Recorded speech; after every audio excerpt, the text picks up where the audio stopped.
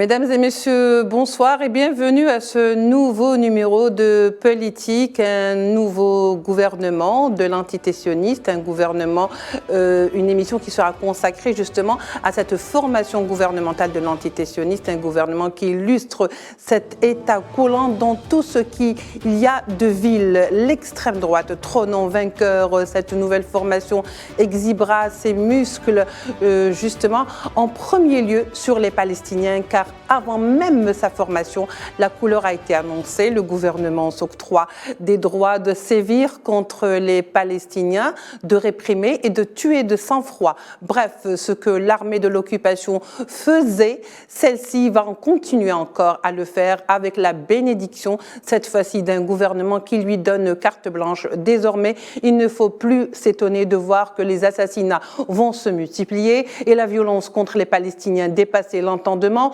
Nous sommes en droit de nous poser la question aujourd'hui, quand même, quelques questions. Ce gouvernement de droite va-t-il changer quelque chose? Car la violence et la répression ont toujours été le mot d'ordre de cette armée de l'occupation sioniste. Voilà les questions sur lesquelles nous allons aujourd'hui parler. Et nous allons en premier lieu accueillir nos invités. Monsieur Amjad Chihab, professeur à l'université de sciences politiques à Al-Quds. Monsieur Amjad Chihab, bonsoir et merci d'avoir accepté notre invitation. Merci beaucoup de m'avoir invité et merci. Merci à vous, Monsieur Amjad Chihab. Et nous avons également avec nous par Skype depuis Paris, Monsieur Gilles Devers, ou Maître Gilles Devers, avocat au barreau de Lyon, mais également fervent défenseur de la cause ou des Palestiniens, si vous le souhaitez, mais également de la cause sahraoui. Monsieur Gilles Devers, bonsoir. Merci d'avoir accepté notre invitation. Bonsoir et très heureux d'être avec vous. Merci à vous. Alors pour commencer, nous allons aller droit au but. Le Premier ministre de l'État sioniste désigné, Benjamin Netanyahou, vient de convoquer aujourd'hui un vote au Parlement sur l'investiture de son nouveau gouvernement, donc fraîchement élu, au moment où des centaines de personnes ont manifesté ou manifestent encore contre lui devant le Parlement, c'est-à-dire la Knesset, le Parlement de l'entité sioniste. Netanyahou a présenté également son 6e gouvernement, la Knesset, demandant qu'on lui accorde sa confiance. Et c'est fait, c'était qu'une question de formalité. Que faut-il craindre de cette coalition, appelons-la du mal, regroupant tous les extrémistes, à un point tel que, aujourd'hui, Netanyahou passerait pour un centriste devant ses extrêmes droites pour dire toute la haine que regroupe justement ce nouveau gouvernement? Monsieur Gilles Devers. Écoutez, moi je constate les choses de loin, donc notre ami va nous parler directement depuis le terrain.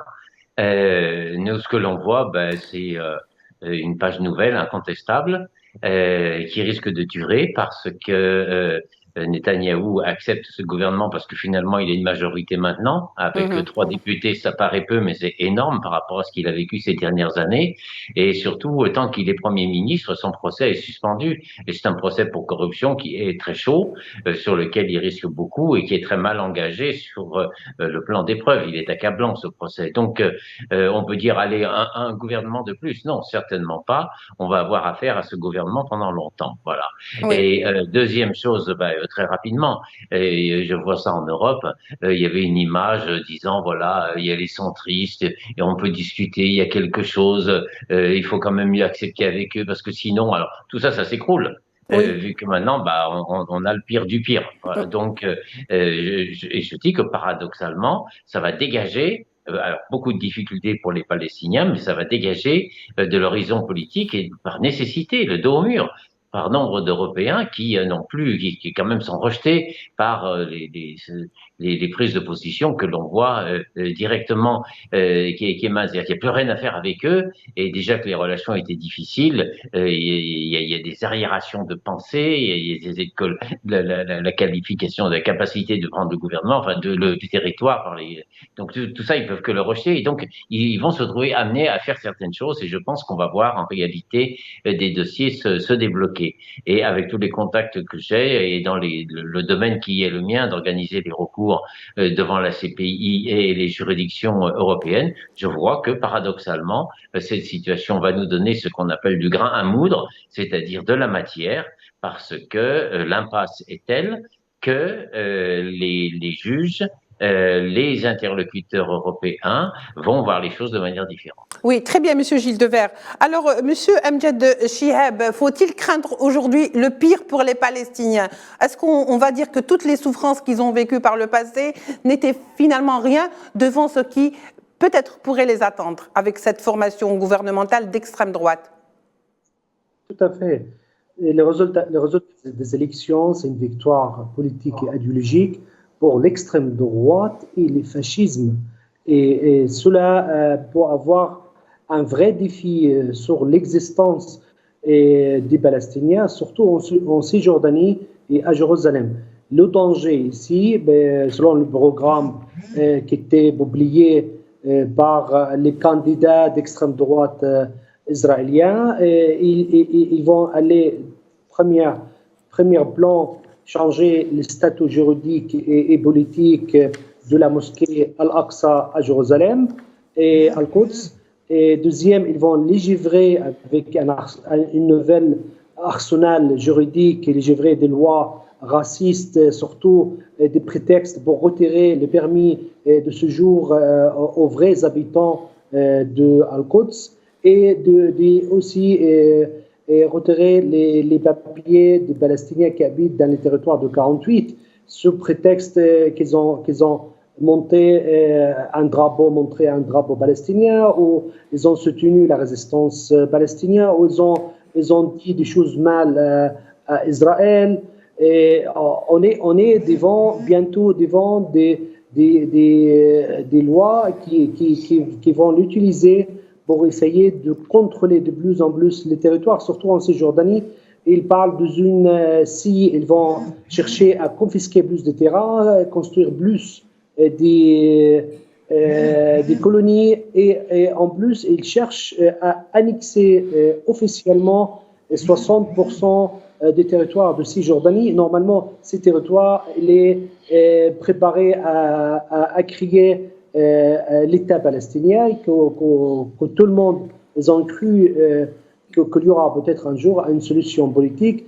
Ce gouvernement, il a complètement intérêt les lésions de faire un État palestinien ou de faire des négociations pour avoir une solution politique avec l'autorité palestinienne. Et de plus, ils vont chercher aussi à liquider les Palestiniens avec des lois, avec une couverture juridique contre les résistants palestiniens, et non seulement aussi sur les terrains, mais aussi ils vont faire des lois pour appliquer la peine de mort, surtout tentative de résister contre cette situation.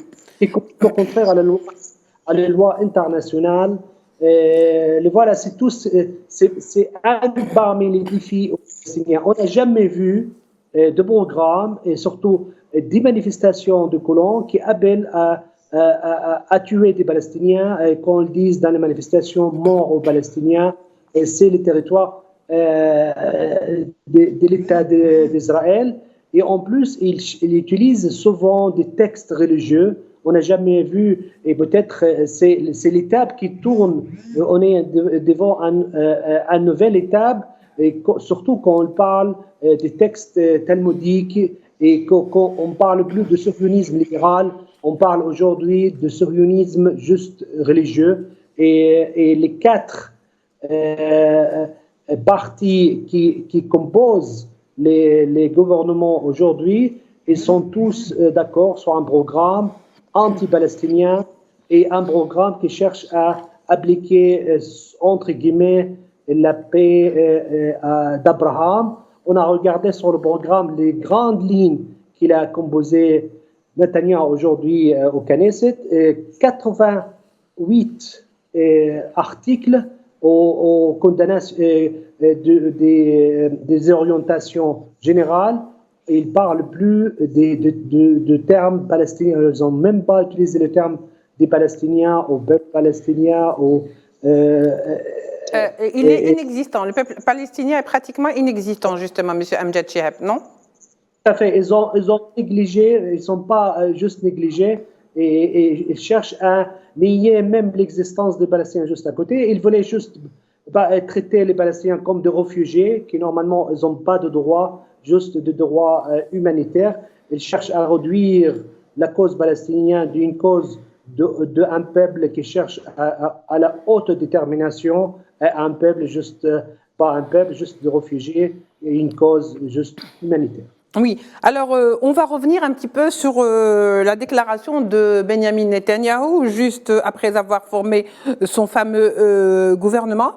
La mission de ce gouvernement, dira-t-il, est de contrecarrer les efforts de l'Iran pour se doter d'un arsenal nucléaire. Alors ça, c'est la première raison. D'assurer la supériorité militaire, et je cite, d'Israël, donc de l'entité sioniste, dans la région, tout en élargissant le cercle de la paix avec les pays arabes. Certainement, il doit faire allusion avec les pays qui ont normalisé. Alors, Monsieur Gilles Devers, comment justement pouvoir appliquer ces 3 points qui sont très contradictoires, et est-ce qu'aujourd'hui, à chaque fois, le volet de l'Iran est sorti comme un prétexte pour sévir encore davantage contre les Palestiniens, mais également dans la région plutôt? Netanyahou, il cherche à trouver quelques points de consensus. Et c'est vrai que l'Iran a je pense de manière très très exagérée, une image de marque déplorable et beaucoup d'ennemis dans la communauté internationale. Je suis depuis l'Europe occidentale et franchement, l'Iran, la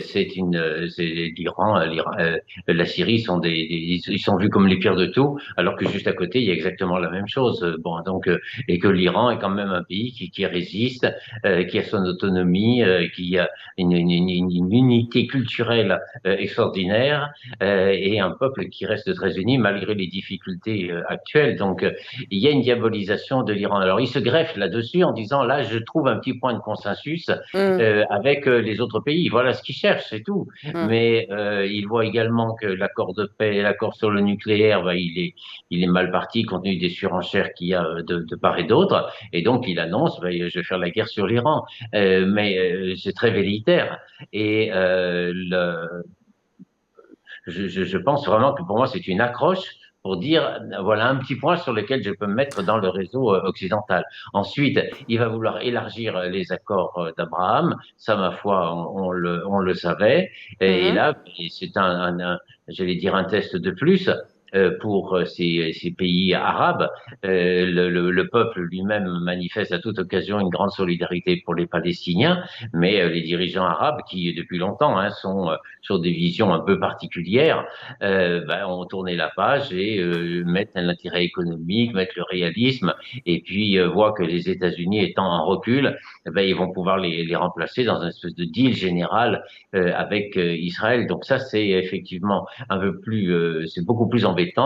Et on verra le contenu. Mais en bout de course, qu'est-ce que vous avez? Vous avez des dirigeants qui agissent contre la conscience de leur peuple. Alors, ça tiendra tant que ça tiendra. Bon, mais vous savez, aller sur le terrain dans quelques pays que ce soit, les gens savent très bien ce qui se passe et la solidarité avec les Palestiniens, elle est entière. Il n'y a qu'à voir le drapeau palestinien qui était retenu par les joueurs de l'équipe de foot du Maroc. Le Maroc, il a signé un accord avec Israël. Qu'est-ce que font ces joueurs, voilà, et ils le manifestent bruyamment. Donc il y a une réalité de fond qui est incontournable. Dire le peuple palestinien, ça n'existe plus, on tire dessus de temps en temps et puis ça suffit, on prend leur terre et puis c'est bon. Tout ça va conduire à des impasses systématiques. Alors très bien, Monsieur Gilles Devers, il y a aussi l'autre point d'assurer la supériorité militaire d'Israël dans la région. Alors c'est dit de manière très ouverte, très arrogante, dit par d'autres personnes dans d'autres lieux, cela aurait été considéré presque comme un délit, mais lorsque c'est des dirigeants de l'État sioniste, cela passe comme une lettre à la poste. Est-ce normal, Monsieur ou Maître Gilles Devers? C'est évidemment complètement anormal. Mais je pense que les dirigeants occidentaux ne voient là ne voient pas, je vais pas dire que des paroles verbales, mais pour eux, ils ont ce défi qui est de dire on va avoir ce genre de déclaration, on va avoir des pratiques sanguinaires vis-à-vis des Palestiniens, vu que ce qu'évoquait notre interlocuteur sur les expulsions depuis Jérusalem, les expulsions des territoires de 48, sur des annexions, tout ça va placer les pays occidentaux qui pensaient avoir une petite marge de manœuvre le dos au mur, et l'idée le défi se pose ici, voilà, d'autant que les États-Unis sont quand même dans un grand recul. Donc, paradoxalement, je pense qu'il y aura deux choses. Il y aura effectivement des renforcements militaires, des données assez catastrophiques, un poids direct sur la vie des gens, et nous allons voir des scènes horribles dans les temps qui viennent. Mais sur le plan diplomatique, eh bien, il y a beaucoup d'États qui vont quand même dire on coince, hein, que ce soit les États-Unis, que ce soit la Grande-Bretagne, que ce soit la France, il y a quand même des choses qui, vis-à-vis de l'opinion publique, ça peut plus passer. C'est-à-dire que tous les sacrifices qu'on demandait d'accepter sur le thème Israël est une démocratie et défend nos valeurs au Proche-Orient, tout ça, ça s'écroule. Oui, alors, Monsieur Amjad Chihab, ce gouvernement préconise, en tous les cas, c'est les déclarations qu'ils ont faites avant même la formation de ce gouvernement, et donc tous ceux qui constituent ce gouvernement ont préconisé la partition de ce qu'on appelle la Cisjordanie. Alors, est-ce que c'est un plan qui a des chances de voir le jour, vu l'impunité dont jouit justement l'antité-sioniste? Est-ce que c'est l'objectif justement de ce gouvernement qui déjà commence à annoncer la couleur?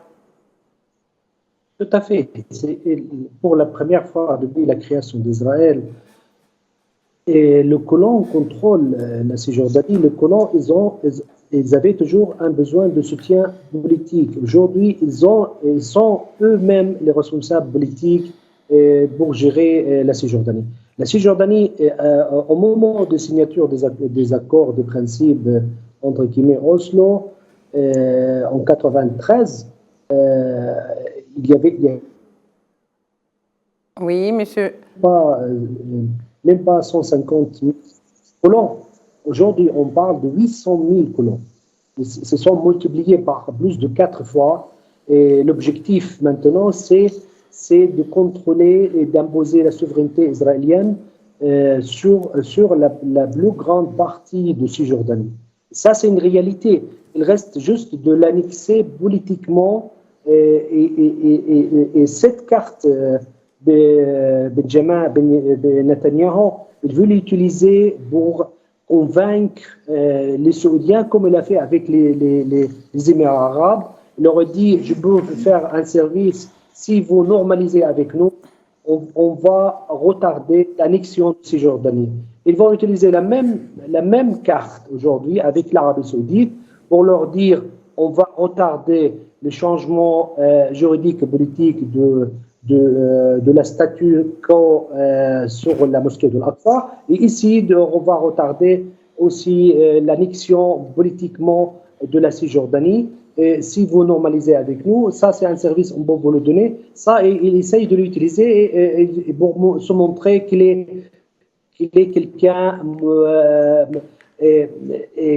équilibré, quelqu'un comment on dit, quelqu'un politiquement pourra faire des concessions, etc.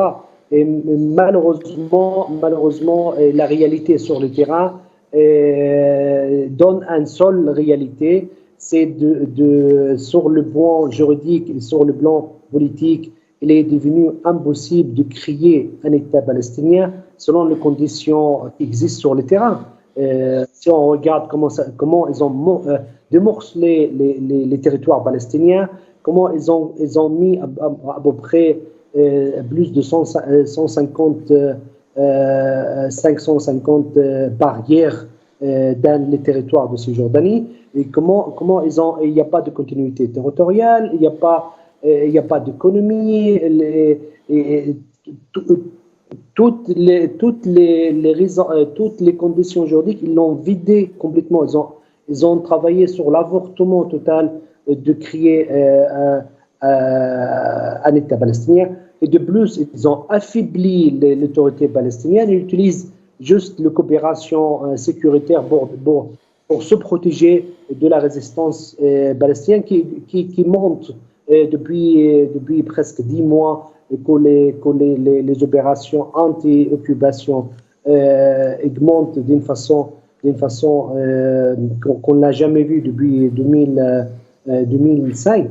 Et ces changements, peut-être ce gouvernement, il pourra déclencher une troisième intifada, surtout qu'il n'y a aucun espoir de sortie politique et que l'avenir de la génération, surtout la jeunesse, qu'ils n'ont aucun avenir avec les conditions difficiles qui se trouvent sur le terrain, surtout en Cisjordanie.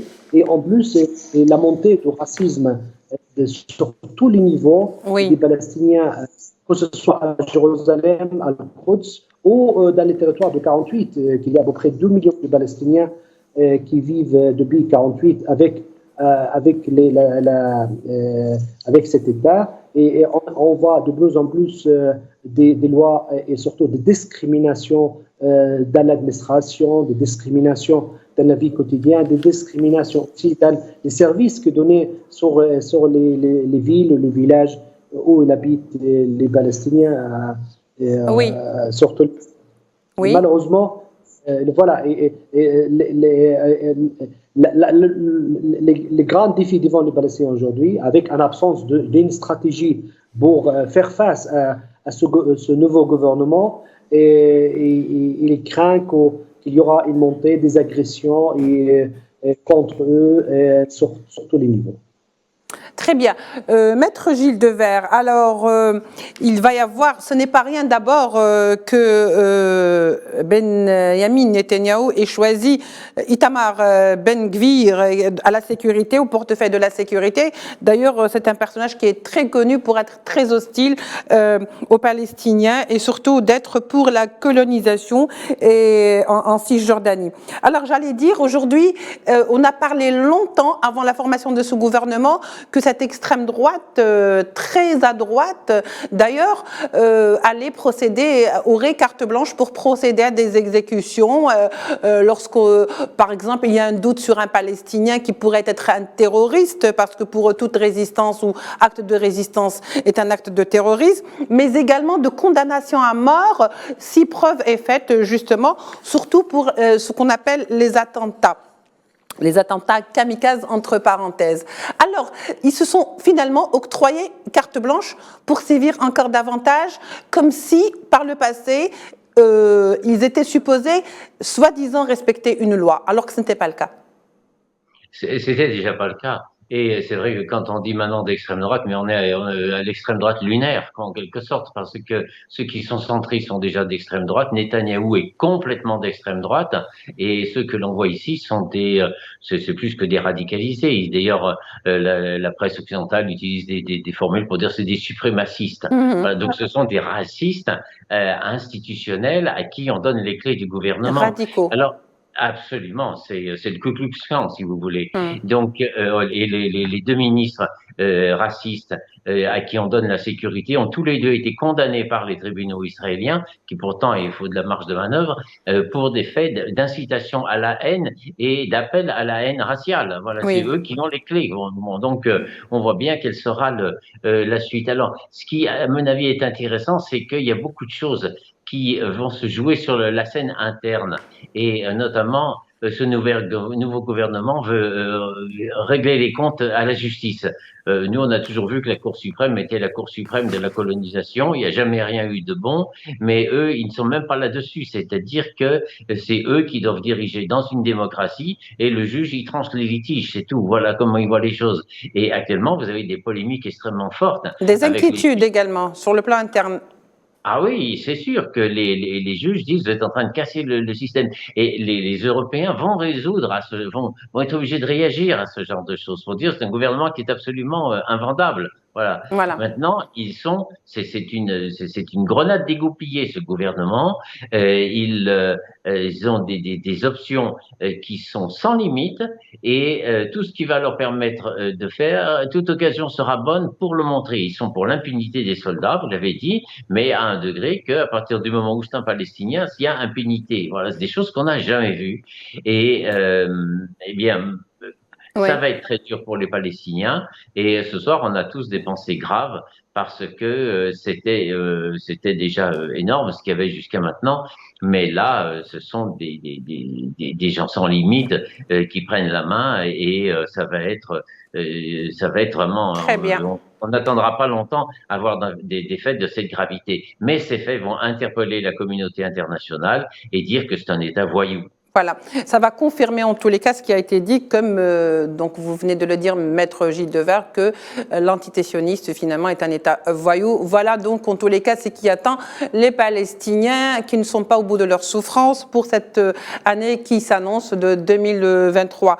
Merci Monsieur d'avoir pris part à ce débat. Je rappelle que vous étiez avec nous Monsieur Amjad Chihab à partir d'Al-Quds en direct par Skype.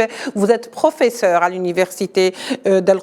Vous êtes professeur en Sciences Po. Merci également à vous, Maître Gilles Devers, avocat au barreau de Lyon, mais également fervent défenseur de la cause palestinienne. Mesdames et messieurs, merci de nous avoir suivis. On se retrouve demain pour un autre numéro. Au revoir.